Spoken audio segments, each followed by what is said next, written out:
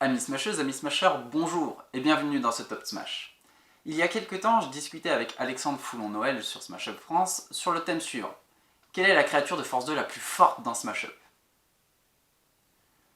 J'ai donc mis en place un sondage qui vous proposait les 56 créatures de Force 2 contenues dans le set de base jusqu'à ces années-là. Nous avons eu 36 votes.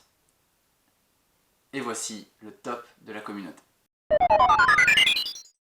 Troisième ex-aequo avec 3 voix, l'imposteur, créature de Force 2 des métamorphes. Elle a le pouvoir de copier pendant un tour l'effet d'une créature adverse déjà en jeu. C'est une créature certes intéressante, mais que je trouve particulièrement instable. Si vous choisissez de copier un talent ou un permanent, il va falloir l'exploiter le tour même. À la fin du tour, vous perdez l'effet. Je trouve plus intéressant de copier un effet qui se déclenche lorsque la créature est jouée. Pour moi, l'une des meilleures cibles, c'est l'ouvrière des fourmis, ça fait un imposteur force 4. Il y a plein d'autres choix très intéressants, de toute façon il faut s'adapter à la réalité du terrain. C'est pour ça que je pense qu'il ne mérite pas forcément d'être plus haut, mais que ça justifie quand même sa 3ème place. Troisième ex-aequo avec 3 voix, le matelot. Oui, c'est une créature très puissante, cette créature des pirates. Elle a le pouvoir de se déplacer après une conquête. Elle ne sera jamais défaussée. Pour cela, il faudrait que votre adversaire décide de la détruire. En effet, s'il ne le fait pas, il risque de se faire piéger. Vous allez déclencher une conquête pendant son tour alors qu'il ne l'avait pas décidé. Et c'est la seule créature du jeu qui vous permet de gagner avec des points de victoire infinis. Il suffit de la booster à hauteur de la plus haute résistance de base. Et du coup, vous allez enchaîner les conquêtes tout seul. Vous allez engranger des points, base après base, sans que le jeu se termine. Et vos adversaires, eux, vont stagner à leur niveau de points de victoire. Troisième ex-aequo, toujours avec 3 voix, le Raptor de combat. Oui, depuis le début du jeu, le Raptor de combat, c'est une créature qui est très puissante. Lorsque vous la jouez, elle arrive déjà avec 3 de force. Elle gagne 1 de force pour chaque Raptor de combat qui sont sur la même base, et elle se compte elle-même. Autant vous dire que le tour suivant, un deuxième Raptor, ça fait 2 créatures de force 4. Les dinosaures ont la faiblesse d'être assez lents en termes de jeu, mais ça se pallie grâce à l'effet d'une base ou avec votre deuxième faction. Potentiellement, vous pouvez sortir 2 à 3 raptors en un tour et faire vraiment des ravages. C'est une créature imposante pour une créature de force 2. Elle mérite largement sa place dans ce classement.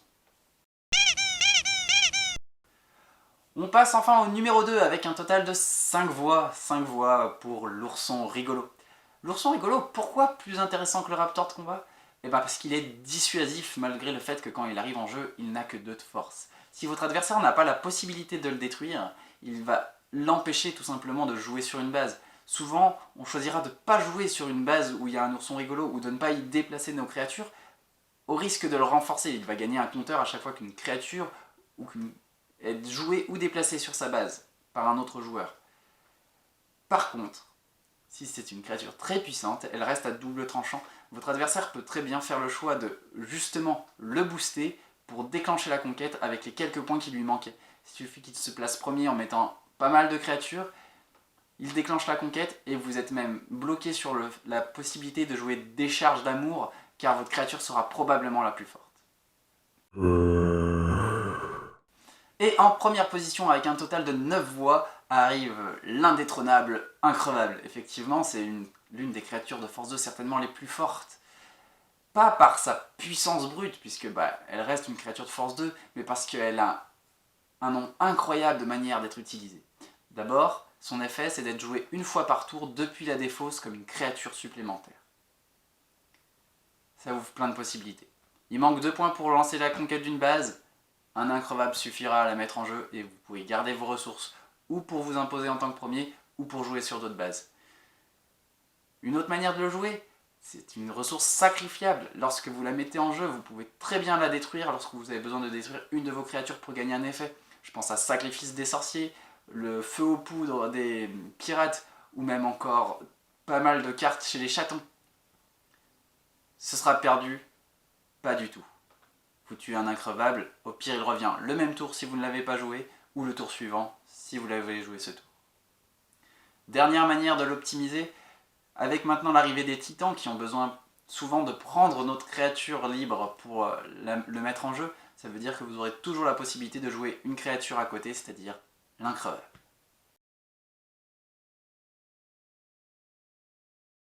Et voilà pour ce Top Smash, j'espère que ce petit format vous a plu. N'hésitez pas à donner votre avis, dites-nous en commentaire quelle créature de force 2 est la plus forte pour vous. Attention, on parle bien de créature de force 2, hein, pas de créature de force 0 ou de force 1.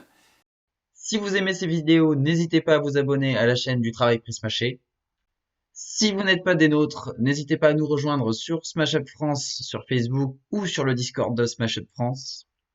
Portez-vous bien et keep smashing!